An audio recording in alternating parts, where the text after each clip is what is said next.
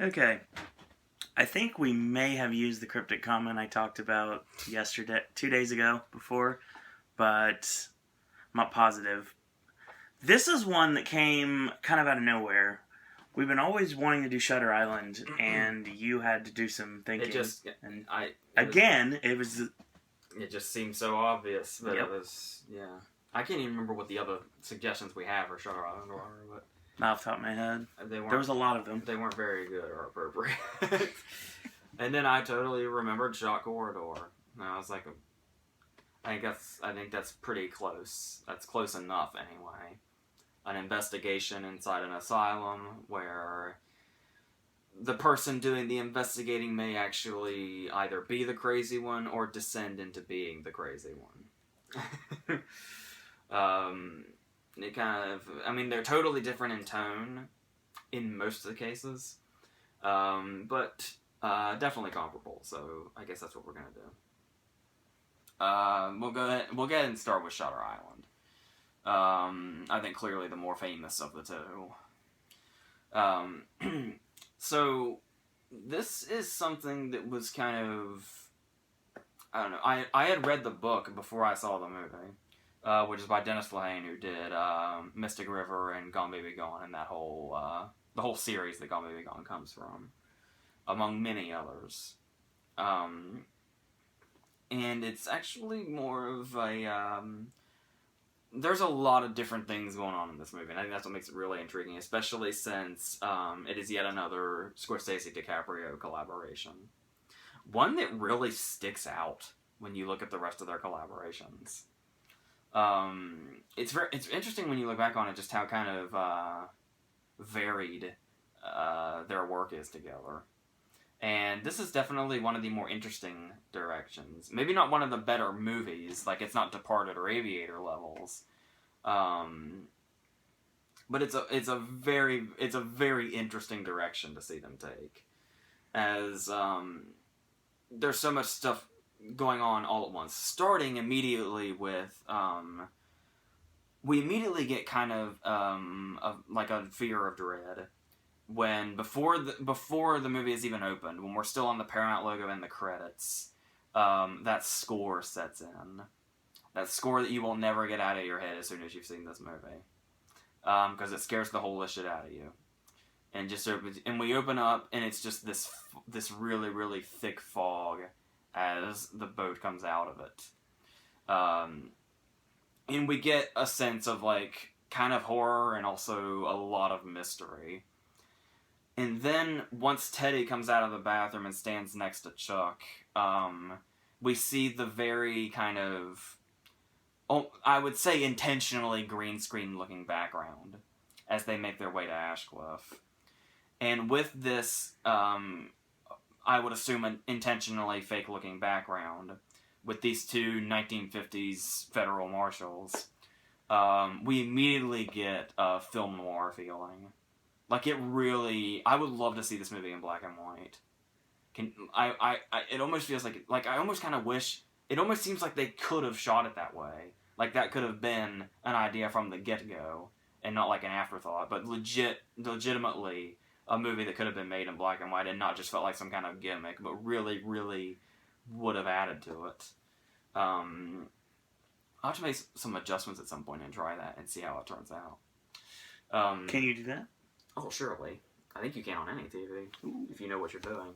That'd be pretty cool. And yeah, that score throughout it, and the whole, it's not just the start, that score playing, and it's really kind of just the same few notes, but it gets louder and louder as we get closer and closer to the asylum, and it's this really, really effective build-up to something we don't know what is coming. And that it's just such a great opening, and really, really sets us up for what we're in store for. Which is really interesting because throughout a lot of the movie, we're not even sure what that is, if you don't know the story going in. Because a lot of stuff goes down in this movie. Starting with the idea that it could seem like there's going to be an issue, like as far as pacing or where the story's going to go or whatever. by the way they keep taking you different directions if you're not prepared for it. Take, for instance, it starts off, like most film noir movies, as one thing, and then ends up a totally different thing. Where they go there to investigate the disappearance of Rachel Solando, who seemed to have just completely disappeared into thin air, without anybody seeing or anybody knowing anything. And that's just the whole plot. And then he gets involved. We see there's the doctor who is Ben Kingsley, who kind of oversees everything. Then there's the doctor who's Max von Sydow, who kind of is a tie-in with Teddy because of the war, but also just this very sinister being, much like a character he probably would have played in one of his Bergman movies or something, just at a younger age. But the main focus here is the disappearance of this patient. And they do the great scene where they conduct the interviews, and we see all the different inmates and just what all their deal is. And they go through all the different scenarios. And 45 minutes into the movie, there's an hour and a half of the movie left. She just reappears. And it's over. An hour and a half to go, and our initial plot is solved. Supposedly. Yeah. This is a movie that has stuff up its sleeve. Oh, yeah. And is ready to take us in a whole bunch of different directions we're not expecting. And a lot of things, I can understand people not taking to this movie. Because there's so much going on, and because our expectations are so, taken aback. Scorsese and the movie itself do a really, really great job of kind of putting us in Teddy's position of being really, really disoriented throughout the movie.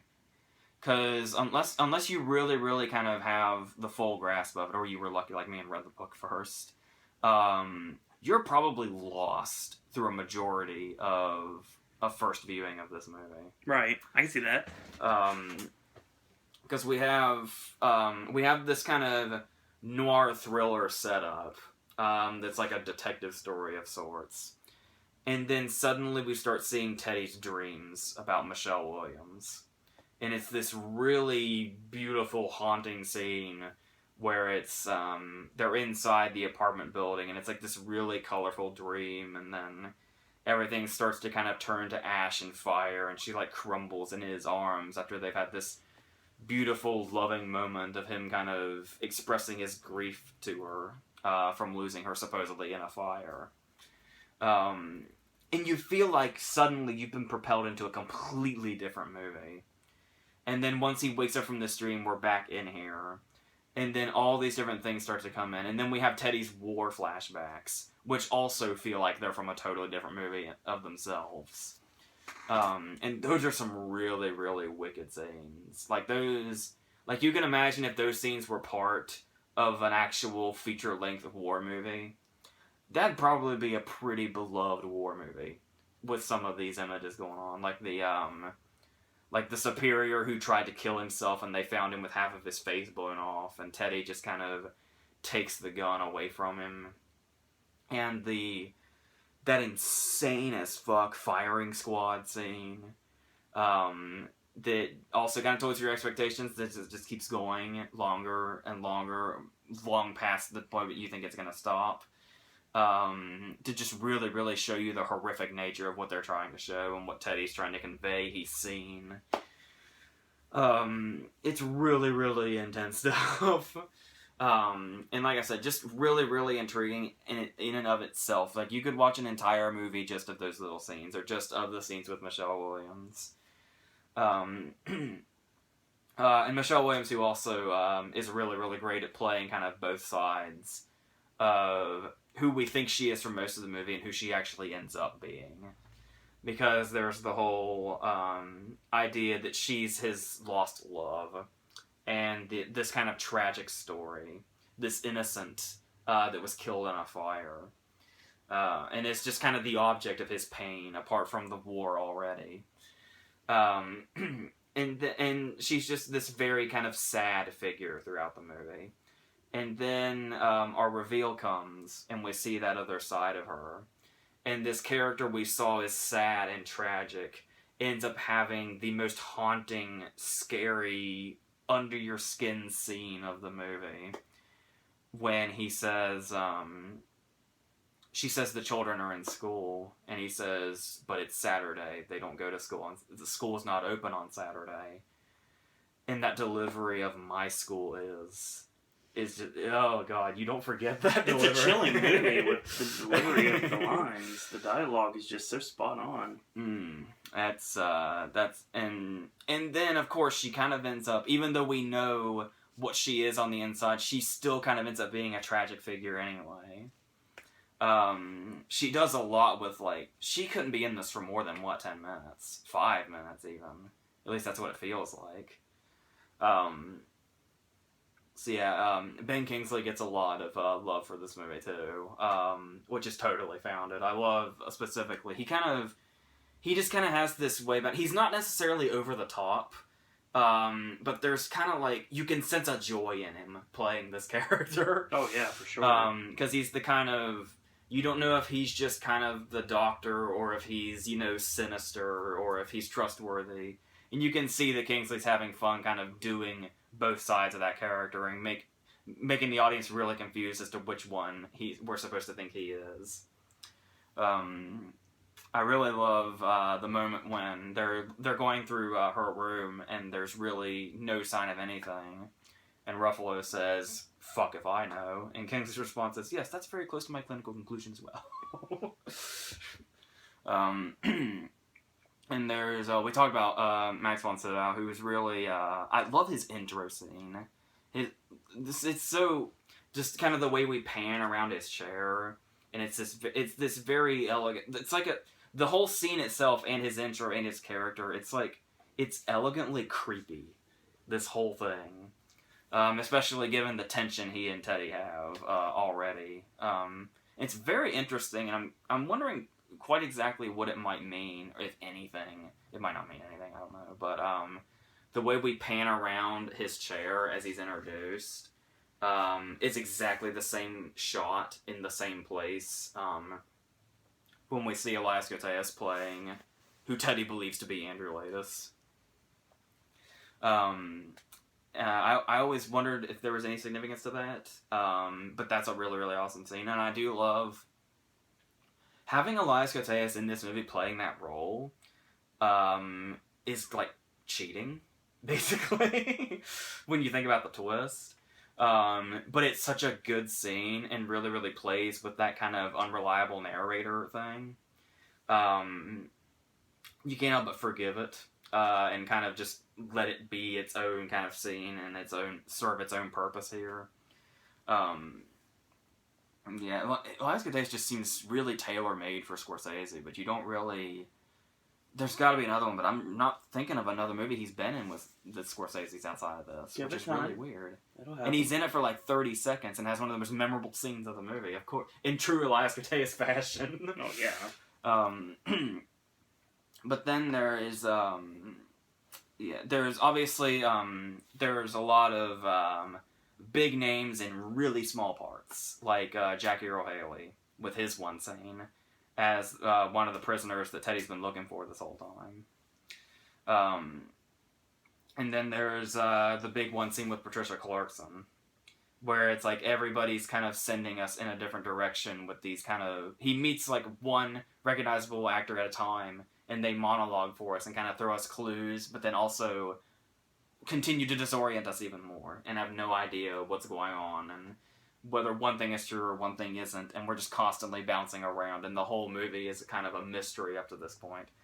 It kind of sucks when you already know where it's going, because all those scenes seem to make it blatantly obvious. Right.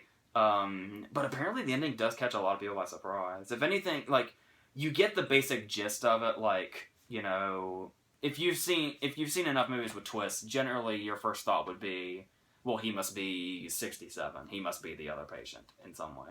But it's how we get to that point and why he is the other patient is what's people don't typically see coming. Because there's a lot of twists than just he's one of the patients. There's a whole scenario going on that the audience is kind of, blindsided by. And then there's Ted Levine as the warden as well. I do love that scene where they're just driving and there's a clear tension because Teddy kind of knows that he's like this authority prick or whatever he called him. And they just kind of stop the car and Ted Levine goes to drop him off, and before he drops him off, he just says, "If I were to lean over and sink my teeth into your eyeball, could you stop me before I blinded you?" It's such a Ted Levine line. It really is. It's like, I think that leaked from your Silence of the Lambs script there. I'm not sure. Probably. I do like Teddy's response of "give it a try." So, and yes, and yeah, that's the thing though, is you eventually get to the point to where, it is kind of, I mean, it's always good to watch a movie a second time when you know the twist. But at the same time, this is one of those movies where it'll either get better and you can see a whole bunch of different things, and that's always great. But another kind of problem here is, given what the twist is, this is also one of those movies kind of where if you watch it knowing what the twist is, it can seem really, really silly. The whole movie. Because the whole thing is an act and all the guns are toys, and once you know all that and you watch the movie back again, it's almost comical. In a way. Or maybe that's just me, I don't know. But it is really fun to pick up on those clues when you go back. Like, the scene with, and I like how they kind of do it double-sided, too. Like, it could mean two different things. Like, when they get to Ashcliff for the first time and John Carroll Lynch says, "I need to take your guns away," and Teddy takes out his gun and gives it to him, and Chuck has to, like, fumble with it, like he doesn't know how to use it. And obviously when you're seeing it for the first time, you say, Chuck's the new guy, he doesn't know what he's doing, what an idiot. But the second time you watch it, you're like, he's a doctor in an asylum, he's never carried a gun and doesn't know how to use one, and that's why he has to fumble with it. So it's interesting when they put both things in one clue to kind of, you think it's one thing when you watch it, and then when you watch it again, you realize there was something staring you in the face. And they do that with a few things. Like I said, it's insane when you watch it that the movie really does tend to surprise a lot of people, because some of the clues, when seem so blatant. Yep. Like when they're driving into the asylum for the first time, and the fences are there, and Teddy's just like, "The fences, they're electrified." And Chuck's like, "How do you know that?" And he's like, I've seen them like this before." It's like, when you watch it back, that's so obvious. And then there's some that I like, that necessarily, they are kind of blatant, but also not really. Like when they're talking about, when Lester Sheehan gets brought up, and they're talking about the interviews and stuff like that, the stuff being conducted, and they're saying like, Dr. Sheehan just looked over that whole thing, and as they talk about Dr. Sheehan being the supervisor of everything, it cuts to Ruffalo writing something down. I think I'm pretty sure that's intentional, and I think it's a really nice cut to kind of show that and kind of put it in your head. There's also something the movie didn't go into that was in the book. When Kingsley's talking about the whole Edward Daniels and Andrew Laeddis and Dolores Renault and Rachel Solano all have the same letters. There's the fact that I don't know that they ever mentioned this in the movie. Maybe they do once when he introduces himself. And Chuck's last name is Aule, which is Aule. And in the book, Kingsley's character brings up that Chuck has been inserted into the story as Laeddis, DiCaprio as Laeddis, kind of knowing what he's doing in his deep subconscious and sees the humor in it. So Chuck Aule is chuckle when you say it fast enough. Mm-hmm. Like he inserts Chuck as a way of laughing at himself, knowing that, being in on what he's doing to himself. Just in a way he doesn't... Yeah, it's... Yeah. Yeah. And I do... The ending, as far as Kingsley doing that, there are some things to where I feel like we could have picked up on it going back. I think they're just a little bit too explanatory as far as like everything that went down and like all the stuff, like stuff you could have picked up on if you went back and watched it again. But it's kind of like maybe not to this extreme, but it's like Kingsley is basically playing the psychiatrist from the last scene of Psycho, one of the most hated movie characters in movie history. The psychiatrist from Psycho. But yeah, and then of course there's the whole ambiguous ending. Supposedly ambiguous. A lot of people pretty much kind of come to one conclusion, but the idea where Teddy comes to terms with the fact that he's Andrew Latis and that he killed his wife and his wife drowned their kids and he's in an asylum and all of that stuff, and that all of this has been just a giant ruse to try and get him to come to terms with everything. They're just kind of humoring him and playing it out for him. Is the whole thing. But then at the end, he's sitting there with Chuck. And what we eventually learn is the doctors are basically waiting to see if they need to lobotomize him or not. And he basically is talking to Chuck like he's falling back into it. He knows he's Dr. Sheehan, but he goes back into calling him Chuck, and like he's falling back into the whole, I think they're out to get us and stuff like that. Like he's relapsed. Mm-hmm. But then just as they're about to take him off, he says that one line that makes Sheehan believe that Latis realizes who he is now. Like he actually is cured of what's going on with him for the most part, mentally. But he's taking himself off to be lobotomized anyway, because what is he at now, anyway?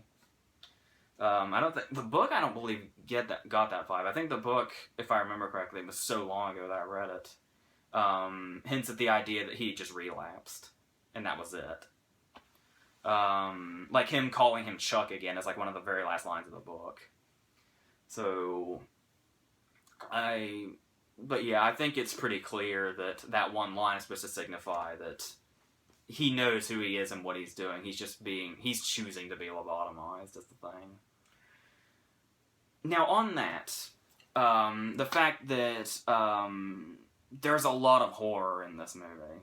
Like, for a lot of the movie, this is a horror movie. Like, you have, like, sometimes, in a not as blatant way, like the score. I mean, I guess the score is kind of blatant, but, and then the creepy shots where, like, they're talking about, where they hide the bodies, and he says the one place they look, and we see, like, the creepiest movie cemetery.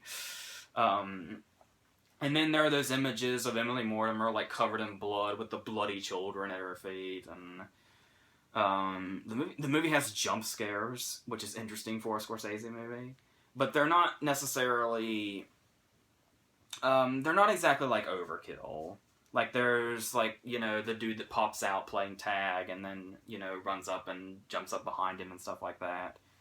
The arms that like reach out at him and stuff like that. There's like a middle there when he's in, the war that there's a lot of like horror and jump scares and stuff like that. But there's also all that other stuff going on. There's the tragic part of the story with his wife and kids, and then there's the film noir aspect and a detective aspect to it. In another director's hands, this is a tonal nightmare. It really is. But this really, really brings all those aspects together. The noir blends in perfectly with the horror, the tragedy, because horror typically stems from tragedy. That's how it starts. So all of these kind of blend in together. And honestly, the really, really great moment, when this movie really, really reaches its tipping point, is at a very, very interesting moment, for me anyway. And that is, we have, like I said, we've been disoriented, we've been confused, we've been trying to figure things out. And then they throw in an emotional impact, and they throw in a scary impact. And then we come to a close, and he's basically saying, by choice, lobotomize me. And then the movie ends as we, like, linger on the lighthouse, and that score comes back. And we kind of end on, like, a doomy note. But then when it gets further into the credits, there is a piece of music. It's a couple of pieces of music that have been put together as one. It's a song called "This Bitter Earth," and then it's this composition by Max Richter, I think is the composer's name. And that piece is On the Nature of Daylight, which you've probably heard in other movies.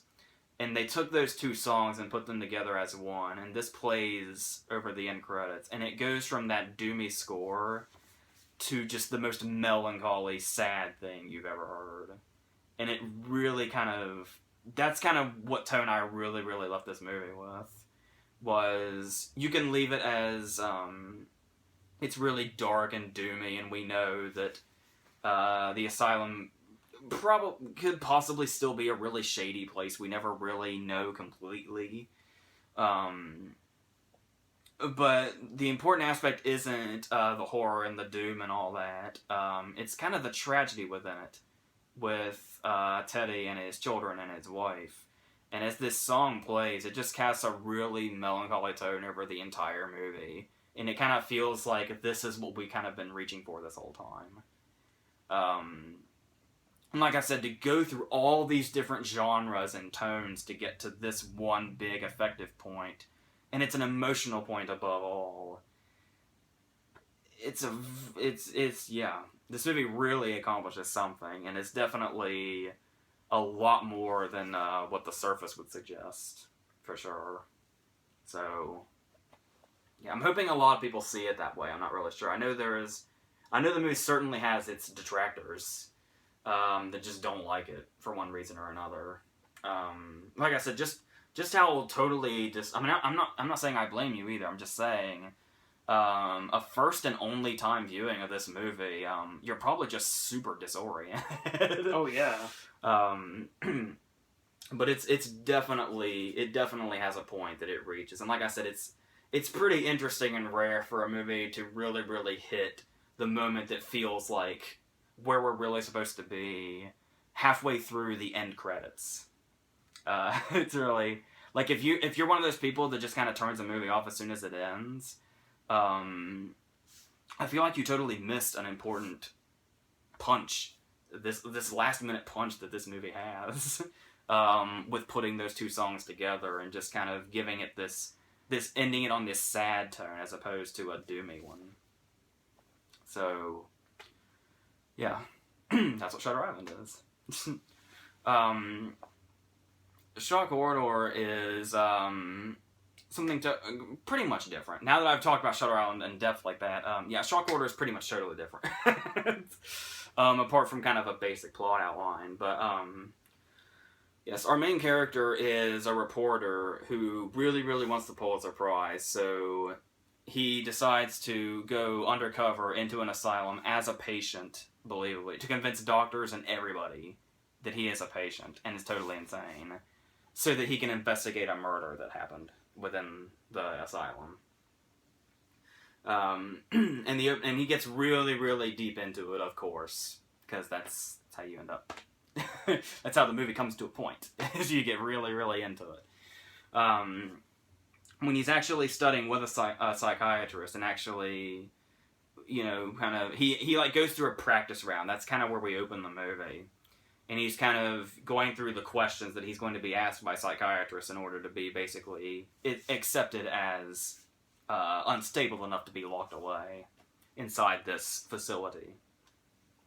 Like, there's a moment where he says, like, they bring up him having a weird incestuous braids fetish with his sister, who's actually his girlfriend.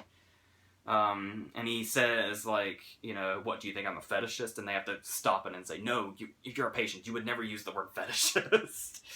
Because that's just your thing. And he does eventually get in there. This is one of those movies that's maybe, there maybe could have been a little suspense in it if he didn't have an inner monologue. Like, there's one scene where there could have been a pretty intense scene where it's him doing the interview and we're not quite sure if they're gonna buy that he's crazy or not. Because once he's in there, nobody knows that he's actually sane and just posing. So once he's in there, everybody has to totally believe that he's insane and belongs in an asylum. And there are a couple of moments in there where he thinks he might not get through and he might be found out.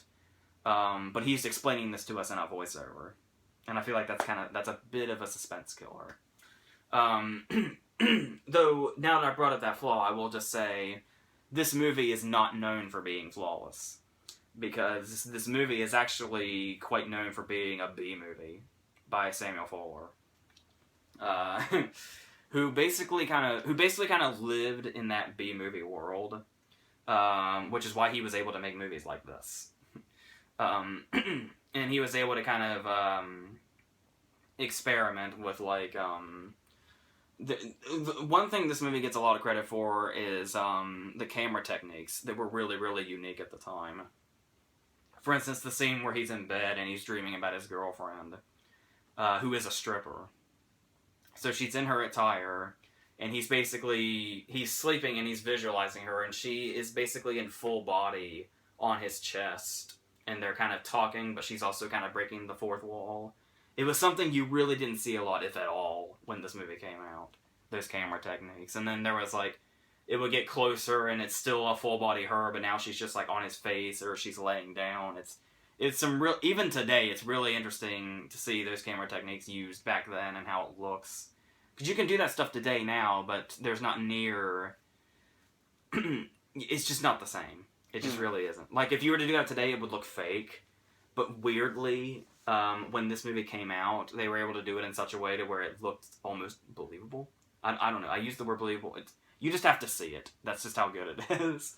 And there's like that. It's like they toy with that throughout the movie. But then we get to a point to where we start meeting the inmates, which is kind of where this movie takes off. Because it's the acting isn't always like, this isn't a movie that's chock full of good performances or great performances. But there are 4 that really stand out, and they're all inmates. There's Pagliacci, who is a really, really big guy, who is his roommate, or cellmate, or whatever you want to call him in this. And he's basically this guy who fully believes he is the opera character. That's why he's called that. And he basically speaks as such, accordingly. And it's another one of those cases where you kind of get an idea of how shady the place is when it's Pagliacci's just kind of talking to him, and then just kind of casually talks about how he's in there because he murdered his wife, is why Pagliacci's in there. And he kind of really, really gets into it. Like, it's not something that bothers him that he murdered his wife. And then later on, he's talking about Pagliacci to the doctors, and their response. Pagliacci's this huge fucking guy, too. And he's in there because he murdered his wife. And the doctor's response to this, Pagliacci's harmless. And they just leave it at that. You're just bunk with him, you'll be fine. But yeah, it is. They actually do have an interesting dynamic throughout the movie too, which is interesting.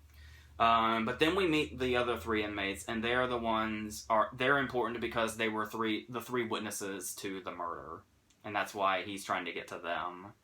Because that's going to be one of these 3 is going to be his next step to finding out who the murderer is, thus getting the Pulitzer Prize. And the first guy is this guy who fully believes he's basically still in a war. His name is Stuart, and he's like this really ultimate Southerner. And he is under the impression that our protagonist, the reporter, is Nathan Bedford Forrest. Yes, Nathan Bedford Forrest, the guy that started the Ku Klux Klan. Wow. And so he salutes him and treats him like royalty, basically. And then continuing these very unique scenes and techniques. Obviously, this movie is in black and white. But then something totally hits us in the face. Just totally at random. Stuart is telling us his background. It's these big, long monologues the 3 guys have. Each one. And as Stuart is taking us through this monologue, guess what we're hit with?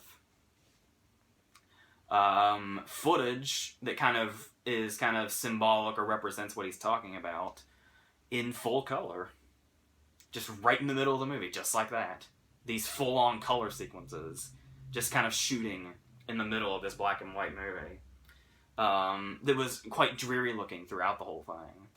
And then this happens again for every inmate as they go through their story. The second one, Trent, is probably the most interesting character in the movie. And I know the reference you're going to make as soon as I explain what Trent's deal is.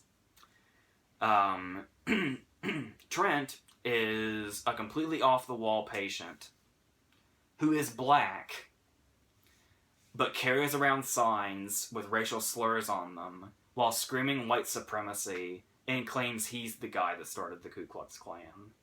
And he even puts a hood on and chases around a black orderly and attacks him. Sounds like Clayton Bigsby. Yes, the Chappelle Show sketch. That's exactly what it sounds like. Yes. And this guy, and it's really interesting to see him, he's fully under the impression. He is a black guy screaming white supremacy and racial slurs, and he is fully under the impression that he created the Ku Klux Klan.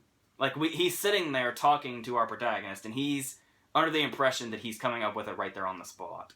He's like, we'll call it the Ku Klux. And he's like, no, the Ku Klux Klan. That has a much better ring to it. That'll catch on real quick. And then this is the point where he puts the hood on.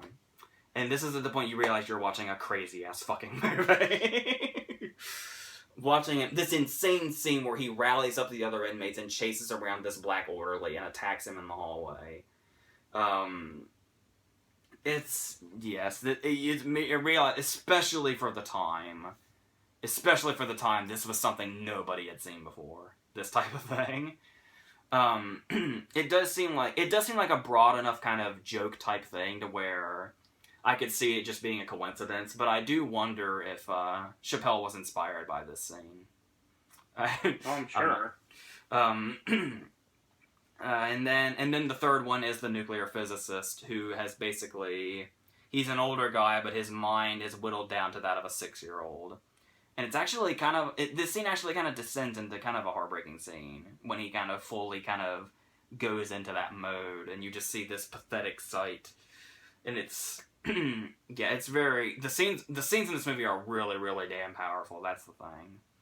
Because on top of these really powerful scenes you have with the patients, there's also, those patients in particular, the witnesses, you also have the nymphos. And for a brief time, the nymphos kind of turned this movie into a horror movie.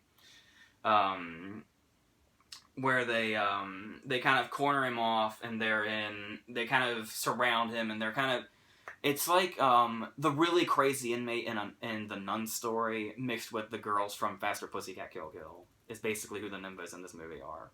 And it's a really, really freaky scene. And they're singing that My Bonhouse Over the Ocean song and making it really damn creepy as they're like fucking vultures, and then they just kind of attack him, and it's very jarring. But really, really great too. And so the thing about it was, yeah, despite this, it's at the time especially, and still kind of now, it's particularly seen as a B movie. But I think over time, it's gotten a lot more of a prestigious reputation. Like we can still acknowledge that it's very much a B movie, but it was definitely doing things that weren't being done at the time, and it's definitely something that kind of, like I said, these are scenes that really, really stand up. Like I said, scenes that are still kind of being done today. They were just really, really, really shocking at the time. And like I said, even when you watch it, it still feels crazy. Even in 2016, some scenes in this movie just feel totally off the wall psycho. Which is great. And the thing about it is, I think another thing that helps is Samuel Fuller's reputation now, as opposed to what it was back then. Because then, he was just a B-movie director, but then when you look at how his movies have held up now, like, his most mainstream one, I think, is The Big Red One, which was a war movie. I think by far and away his best movie for me is Pick Up on South Street, which was like a little kind of crime movie thing. It's a really, really great movie that Thelma Ritter has a really, really fantastic performance in too. So look up Pick Up on South Street and this if you're not familiar with Fuller's work. Like I said, his most mainstream movie I think was The Big Red One. So if you're into war movies, you've probably already caught that one. So yes, this movie is definitely something. I do really, really admire this movie a lot, and I actually was almost going to go in that direction, that I prefer Shock Corridor. But the way Shutter Island does so much with so much, Which seems like I said, in any other director's hands, this probably could have failed miserably. But with all the different tones they juggled and the one they ultimately landed on, just feels absolutely like the best possible outcome it could have had, which is admirable to an infinite degree. Right. So I'd probably go with Shutter Island, but I'd say my admiration's probably about on an even ground. But with just what Shutter Island was able to do with all it had going on, is really impressive. So yeah, Martin Scorsese was impressive, as if that's fucking news to you. Yeah, no lie. Okay, that's it. So we end another edition of Versus, and next week your cryptic comment is Mary. Decide what I mean by that. Am I talking about a name? Am I talking about a thing? You're going to have to wait and see next week. Tonight's WrestleMania. If you're a wrestling fan, you should be glued to your televisions watching tonight. So it's 4 hours, at least 4.5 hours, so get ready. So get your snacks and enjoy yourself, and we'll be back for the podcast after it's done. AJ will return next week with the boss, Hardcore Henry, and potentially other things too. We'll find out what happens. In the meantime, I want to thank you guys and girls out there for watching. AJ, any parting words? That's it.